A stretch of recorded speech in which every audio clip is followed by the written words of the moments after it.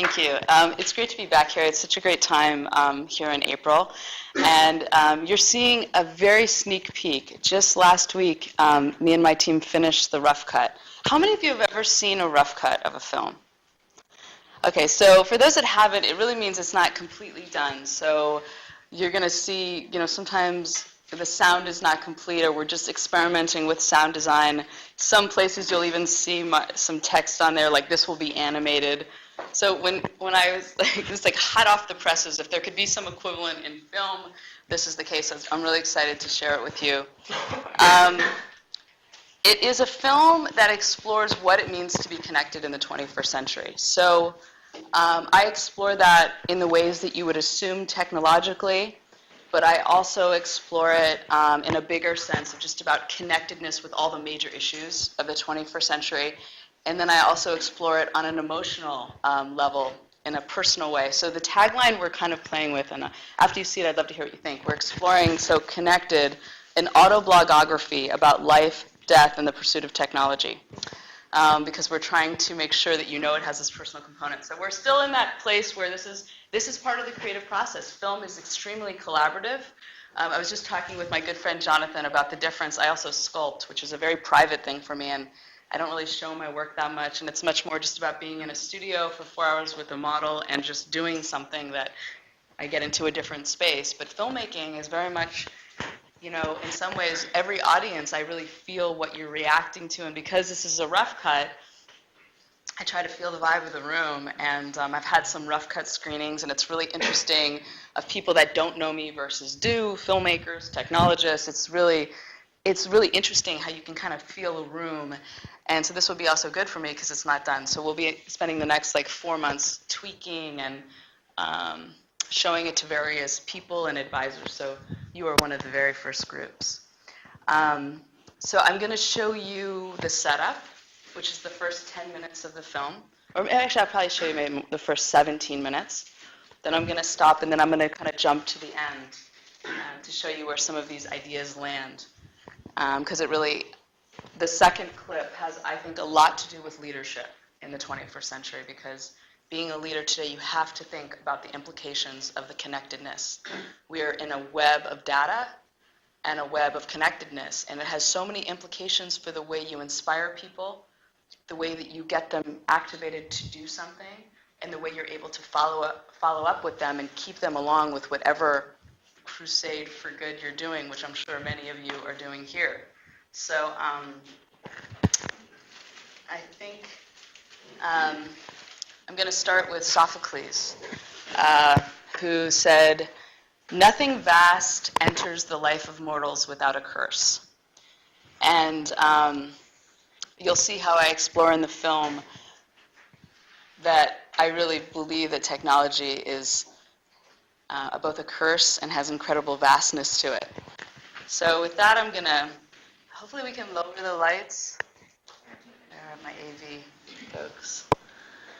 If you can turn off your beeping objects, cell phones, I don't know if they have rules here about that. Let me just get to the clip. So again, there's going to be some stuff, it's not the highest resolution you're going to see. The next 4 months, we'll come back here and do a full screening, because there's so much that, there's so much that happens in the movie that you're not seeing, but it'll happen sometime in early 2011. Stay tuned. Wow, Leonard Shlain. Please read his books if you haven't already. Incredible man. It's an honor to meet his daughter. I just want to first start by saying that I really personally hope that this film catalyzes an awareness of our inextricable interconnectedness and unleashes compassion and allows oxytocin to flow freely in the world. That's my I hope so too. I mean, it's a recent idea about the oxytocin thing, but when I heard that research, it really blew me away, because it really gave me hope. Because, I'm reading this book, What's Mine Is Yours, Yours Is Mine. It's a new business book that just came out about how much collaborative businesses are starting, and how that they're linking that to the internet, that the internet is teaching us how to be more collaborative. So that's the hope. And so as much as I struggle with technology, because you saw at the beginning, I also really wrestle with it personally. But on the bigger picture, I really believe it's going to take humanity to the next level. And I'm an optimist. Um, so I just have two questions, and I want to open it up to all of you. Yeah. First, as we reclaim, reintegrate, and revalue the right brain in the equation, Yes. can you talk about film as a tool for change and your journey in developing this increasingly powerful influence? Yeah, I definitely think, my father wrote about this in this book called The Alphabet versus the Goddess, where if you were to read one of his books, that would be the one I'd recommend. But, that we are moving into this right brain culture with all these images. And I do think with all the data, I just had the pleasure of spending the day yesterday with MIT's geospatial labs. And, the vast data that we're able to have access to and see patterns, because that's what it's really all about now. We have such computing power, we have so much data, that it's all about looking for the patterns now. The patterns in people, the patterns in behavior, the patterns in crisis, that, it's about seeing those connections. So I think that's the era that we're in.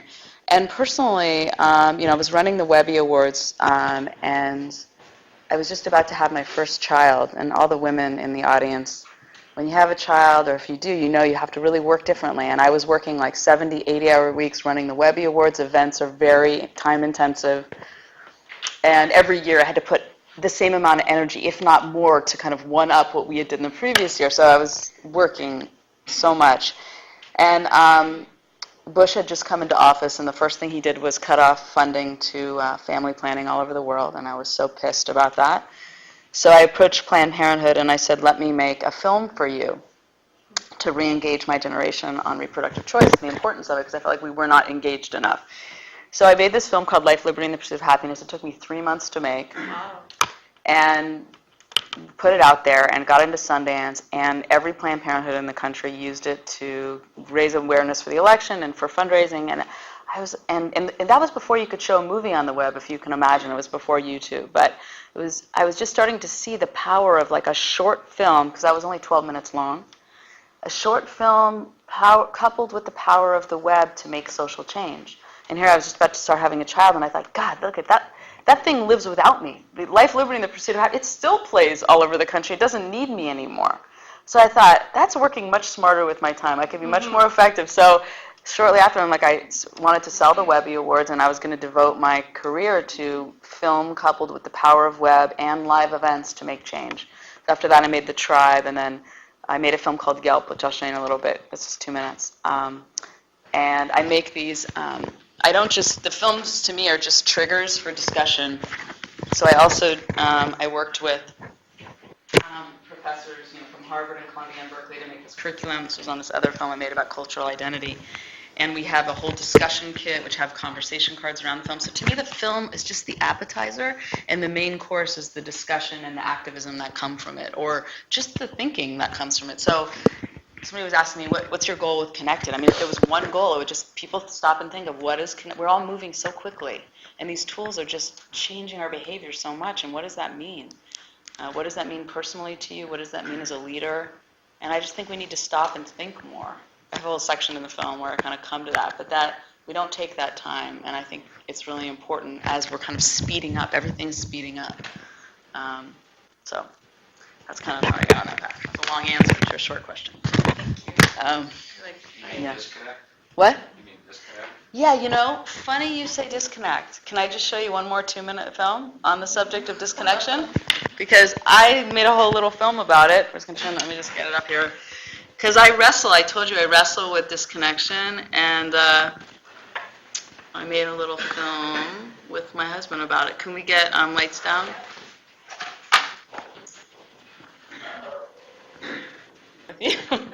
We just try to turn off the phone. I mean, it's just being present. That was like one of my big lessons with my last year with my father was you've got to be present. Turn off the phone, turn it off, and just be with the people you love. As much as you can see, I believe in the bigger message of it, the bigger potential of it, but the personal relationships, we have to create boundaries because being present as a leader, as a lover, as a partner, as a friend, it's so important. And I think that's going to be the big struggle of our next period of time.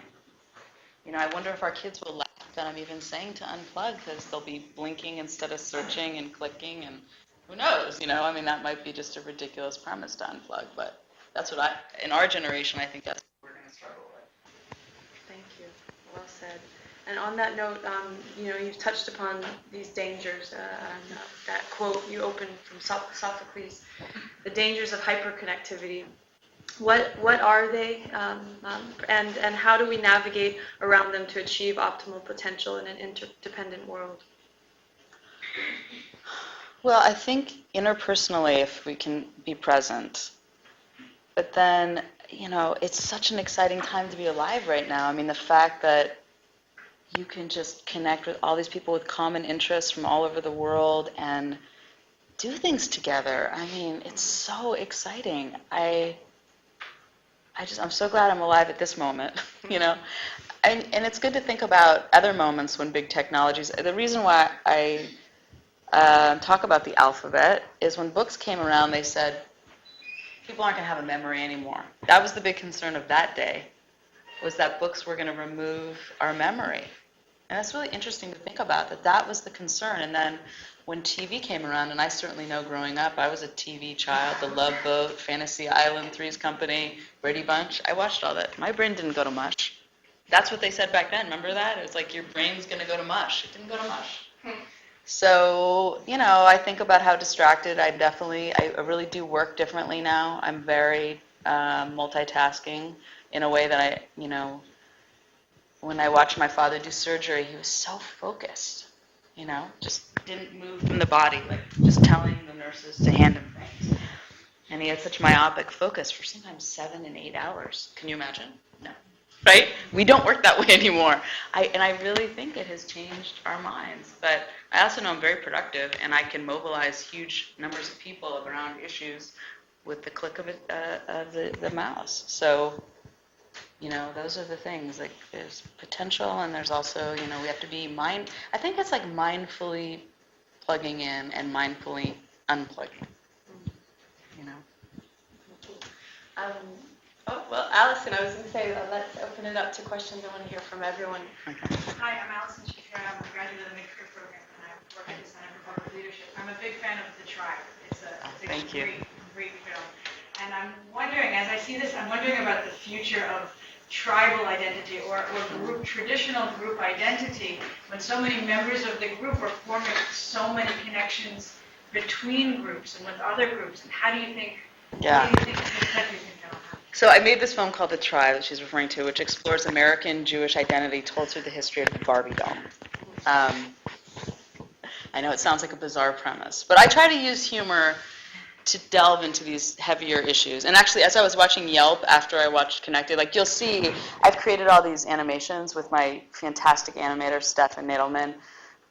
And a lot of the archival images you'll see, because they're used, if you watched my earliest films, like from 15 years ago, you'll see some of the same shots, because to me, they're like my paints. Like, I'll find a shot I love, and I'm like, that to me represents that.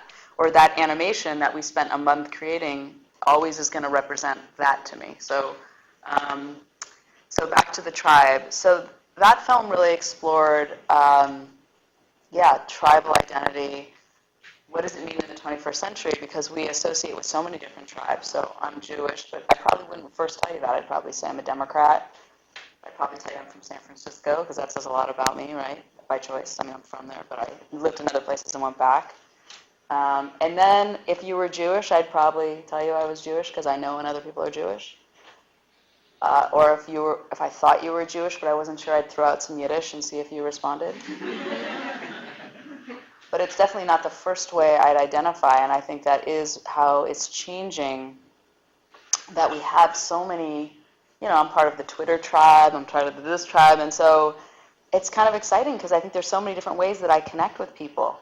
Like when people are really into Twitter, I'm like, oh, I'm really into Twitter, like we have something in common, and so that becomes a question, is it about commonality? And now that we have all these interest graphs and social graphs, and I feel connected to a lot more people than I think our parents' generation did. Where, my parents were Jews. They were American Jews from immigrant parents. And that was a very specific tribe from back east. That was like a kind of person. I mean, not that it was, but you know what I mean? Like, that's how they identified. And So I think you have a lot more choices. So what that, if you did a mathematical equation on that, that means that I have a lot more tribes. So I'm connected to that many more people. So that's kind of exciting. But I also think with Judaism, you know, the issue of diaspora, and now we have the internet to kind of bring us together online, and what does that mean? And so. It's kind of like a cultural Judaism versus. Yeah, I am actually agnostic, so I am definitely more on the cultural Jew than the religious Jew. Yeah, and the film is a lot about that, because I think a lot of Jews, if they feel disconnected from Judaism, it's because they're like, well, I don't believe in God, or they don't believe in the religious parts. But the film is, Judaism is very cultural. Like, there's a line in there that somebody says, I'm a culinary Jew. Great. Yeah, it was great, right? So I would probably, you know, you like bagel, eggs, and cream cheese, you like the Jewish food, you're a culinary Jew. And I'm big into the open the tent wide. Like, I have friends that aren't Jewish that love a lot of the Jewish ideals. So in my mind, they're a little Jewish. So, but I'm kind of an open tent creature, you know, in general. Yeah. My name is Robert Belk. I'm a first year in Pete. Question about the rise of the right side of the brain we were talking about, right? And sort of how that affects you think in education. Because there's sort of a push these days to, hey, we need to be better in sciences and maths and things like that. And I wonder how that's going to move in later. If we keep focusing on that, how are we developing kids that when they become adults that aren't? That's a great, I just tweeted yesterday this great quote by Picasso, like, we're all born artists, and then, I'll get it wrong, but something we unbecome artists as we get older. Like, you start as an artist, like anything's possible, and you're creative in the way you think, but that's a great point, because you're right, they're pushing, my husband's a professor of robotics, and he pushes down our daughters, you know, we're pushing math so heavily, and you're right, but I do art with her, you know, like, female, male, but he pushes her so hard in math, and I push it too, because I don't want girls. I think, you know, a lot of women drop off on the math. So that's a great point. But I'll tell you, there is a big trend. Like, when I went to UC Berkeley, I was an interdisciplinary studies major, which at the time was pretty rare. There was like 7 of us, and you had to find the professors, and I cobbled together my degree, because I wasn't just interested. I was interested in biology and film and philosophy, and, you know, so I did it. Well, now there's a big wave in academia for interdisciplinary studies, interdisciplinary centers, Stephen, you know, working in interdisciplinary departments. So that's a big rise on the academic level, but you're right, in lower level, you know, I'm trying with this film, we're going to come up with a whole curriculum. We're working with the Center for Eco-Literacy, which is all about bringing systems thinking back to schools. So in the film, although you didn't see that part, another little teaser, but there's a whole section on systems thinking, and, you know, how many of you do you know about systems thinking theory? Oh, see, only one. Systems theory? Wow, that's really interesting. Well, we want to bring it back. So it's all about thinking of things in systems. So E.O. Wilson, hopefully you guys all know, he said the future of science is the science of systems. That it used to be you looked at things on their own, and now you can't look at something without thinking of it in this web of a system. Like, the ecosystem is what we always talk about, but I think it's bigger than the ecosystem relates to the technological system, relates to the social graph system, relates to the corporate system. So it's about looking at things as connected instead of looking at them in parts. So that's a kind of another big landing idea.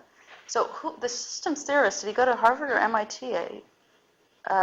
Anyways, one of the schools. But he's a fascinating guy in the 50s, where in academia in the 50s, they all started talking about how the fields interrelated, and which is really what the film's about. Would you say holistic, or is that? Yeah, holistic. You know, it's really interesting because we have this quote on the wall in the editing room. I have a great team, about 6 people, and we put all these quotes on the wall, and one of them was called, "We can shape the woo-woo." And what that meant was, sometimes when I told people I was making a film called Connected, everyone would assume it was a New Age film, which is really funny, because so we would always say, we can shape the woo-woo, which means, like, that we are probably speaking about a lot of ideas that the New Age movement also speaks about, but from a very more pragmatic perspective. But they're interesting ideas, and a lot of people, I think, discount what the New Age movement is talking about is that we are one. What a lot of religions and spirituality is, we are one. We're all one thing. And at the end of the film, you know how I start with the Big Bang? as the beginning of human history. So at the very end of the film, I take the whole film in reverse and I go back to the Big Bang. It's like we were all one thing. We are all connected. Like from our atom level, molecule level, we're all connected. And that's one of the bigger messages of the film. Well, along those lines, there was a quote that you said, we're all so connected that we're disconnected. So we are very connected, but Yeah. it's less intimate, it's less human in a way, right? Because, so my question is that picture of the guy jumping to the computer, are we becoming our technology? And is there importance to make that separation between us and technology, or do you think as a whole becoming one thing, don't you? And I think it's as well, right? That's a great point. I mean, I threw that image, that is the kind of question, right? Like as we jump into the computer, into our virtual world, like I don't believe that we're not going to live in this world. And when I started the Webbies, everyone said the computers are going to isolate us. Well, that's simply not the case. We're all sitting here, right? So I think it gathers you with people with common interests so that you'll meet with them. So, but I think the concern you raised is really valid. How do you, like I think technology isn't this other. I think it's an extension of the human spirit. Our need to connect. I can't remember if I showed you that part, but it's like, my father talked about technology as this extension that we couldn't, if you think of a telescope as an extension of the eyes, and a lot of these technologies are to extend us. But that's driven from humans. And I think a lot of people talk about technology as other, but it's not. It's us and how technology can be used for good or bad. I mean, like we saw with 9/11, the planes, that's the horrible, scary, horrific use of technology. So the technology is neutral. It's like the human spirit that flows through it is how it's shaped. But it's what? It's neutral.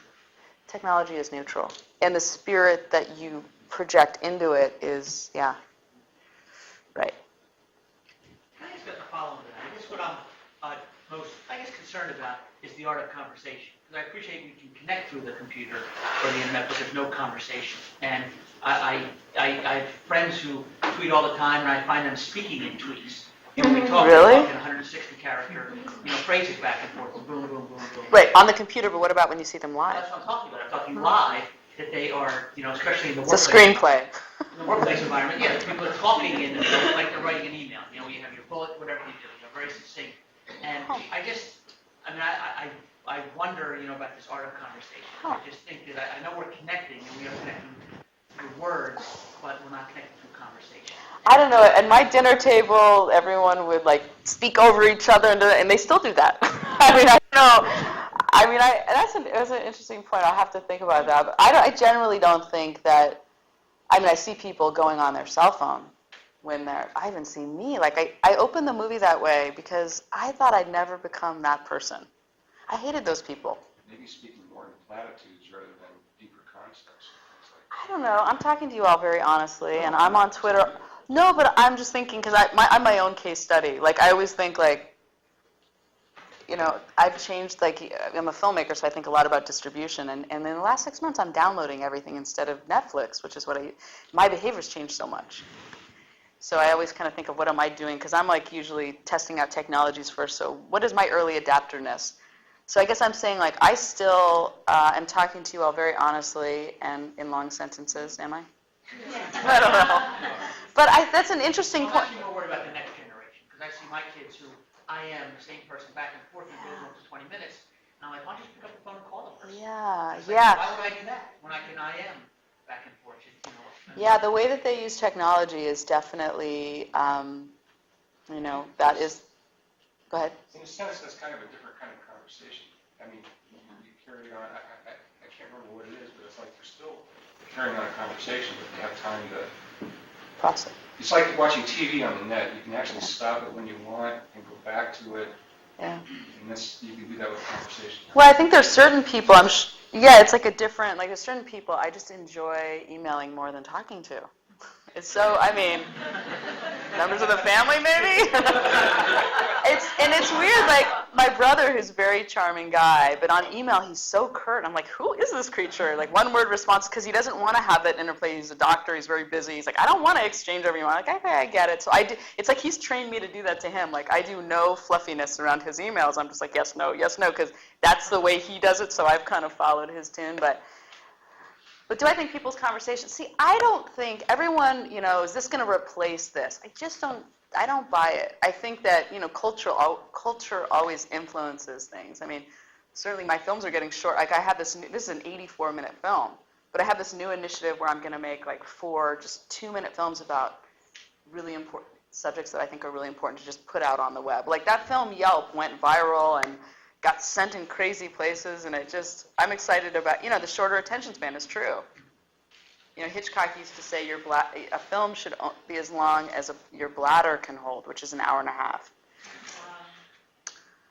But now, James Cameron. yeah, exactly. Whenever I'm sitting in a movie van an hour and a half, I'm like, yeah, you have to go with the human body on that one, right? So Maybe it's like his sixth sense of, am I better than your bladder? I'm going to control your bladder, right?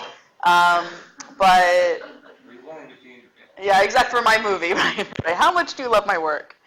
Yeah, but I still love going to a movie theater because nothing can distract me. Because when I watch a movie at home, I fall asleep. I fall asleep on the couch or I get up. And I think as a filmmaker, oh my God, I would hate for people to watch this at home because they're so distracted. Alfred and this gentleman. I'm Alfred, I'm a fellow at HES. I'm curious about moxie, the nerve and boldness. Now you've got a lot of moxie from your father as a role model. Yeah. And when we're talking about developing children in their left and right brains, Yeah. how do you think we can imbue a sense of moxie or inject some moxie to kids? That's a great question. That you had? Okay. Well, first, before I forget, I brought a sign up, so if you guys want to, we can pass that around.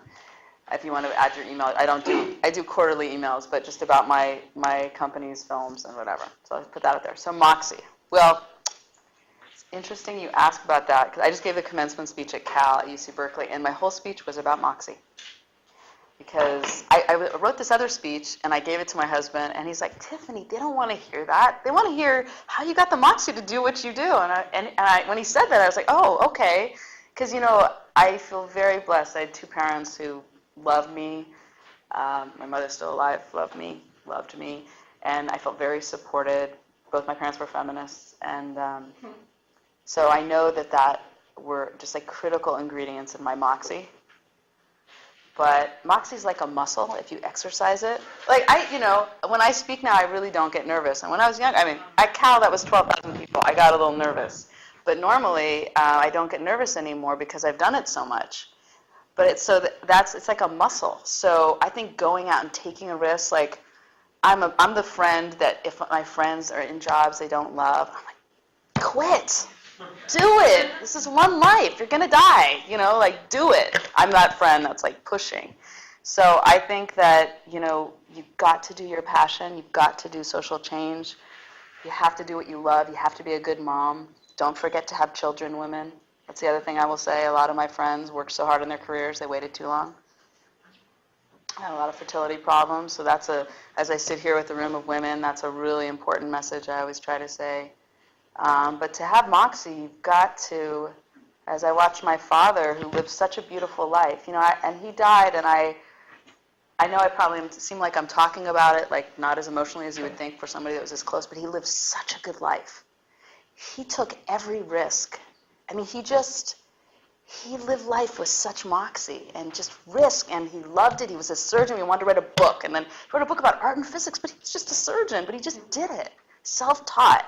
And my mom, had kids first, went back to school, got a PhD in psychology, just like went for it. So, and my whole family are like that. If you had a dinner at our house, like everyone's very like, go do it. And so I guess I just think you should just, if you want to hear that talk is a whole talk about Moxie, because I don't have very much time, but I think you can acquire Moxie if you did not have parents who did that. I think it is something it's a muscle. Try on little things, push yourself a little, push yourself more. You're all sitting here because you have Moxie, because this is Harvard and this is an amazing school, so. Chutzpah, that's another word for it. But it's different. Actually, I think chutzpah has a little bit of a pushiness to it, whereas moxie is like a muscle. Would my Jewish friends agree on the Yiddish? Chutzpah and moxie is a little different. Hi, my name is Philip and I'm a studio in Canada School. So I have push back a little bit on this whole systems thinking approach. I want to give you a bit more on that. Yeah. I see very well the urgent need of making more connections, but I also see very much the danger of becoming too superficial. And back to that whole technology approach, like we live in this very technicalized society and environment, and when people actually don't realize that you're always confronted not with neutral technology, but with technology designed by people, with presenting the search results in a certain order, presenting the suggestions, like you may also want to buy this book, with companies deciding what apps you can run on a device. So you always need to question it 2 or 3 steps further than just in the very first layer. And so that needs some more in-depth technological understanding. You don't need to know how to code, but you need to be interested in how it actually works. Yeah, and how it's affecting you. Well, I think that context is super important. I mean, context will always be important. And as far as systems think, in interdependent systems require that they're specialists. If you think about an interdependent system, the fact that there are farmers allows me to be the hunter or the surgeon. The line I have in the film, my father was a general surgeon, but now everyone's specialized because they have to. There's so much data about the human body. So I think it's just as important to delve deep, but I think you need to have the perspective to step back and see how things are connected. I know people have to leave at 1, right? So I don't feel rude if you have to get up and go. I was relieving you all of guilt. But so did that answer? I don't know. I'm feeling a little conscious of time. So.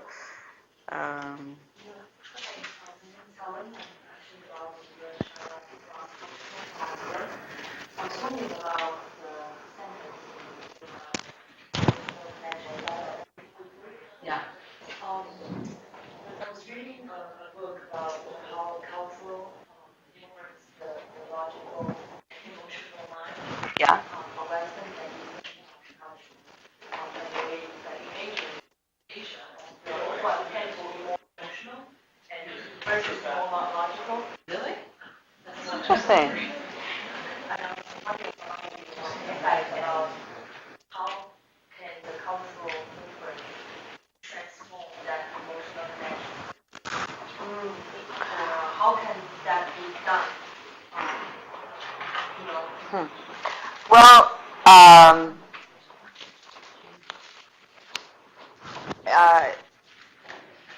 this film, for a year and a half, had no emotional story in it. And it was a really interesting film, but it had no soul. I can't really describe it, but I've never been in one of my own films. It's very weird for me to be sitting here and on the screen at the same time. It feels weird. And I was never in my own films, and I had all these big ideas I was trying to communicate, and I watched the film, and I got funding based on a very intellectual film. And I watched the film, and I was going through this really heavy year, and the film did not move me. And it was at that moment I had this big epiphany. I was like, I have to get the emotional story in. And it was my own story, which was even harder. I went into this film kicking and screaming. Like, for a long time, I wasn't even on screen. You just heard my voice. My team's like, you got to be on there. They need to know who you are. And it was like this whole thing.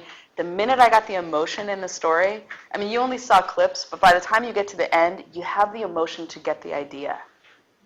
And and I talked about this during the film forum, because in a lot of ways, documentaries, if you think of the good documentaries, they reach you emotionally so that you can, and I heard this panel at Sundance where they said that the emotional story is like the Trojan horse for the bigger idea. So I think emotion, it's all about emotion. Without the very difficult process of putting myself in the film and sharing with you all a very heavy experience for me, I just think the film was half of itself. So if you think about emotional connection or being more emotional, that's good. I mean, that's only good. So if you say that in Asia people are more emotional, that is great. I would love to read what you, if we could talk afterwards, because I'd love to read that article, because I'm super interested in that kind of stuff. I'm trying to put a documentary film on a book I just finished. Oh, great. I'd love to read it. Okay. Well, I don't know if we should end. Thank you all. Thank you, everyone.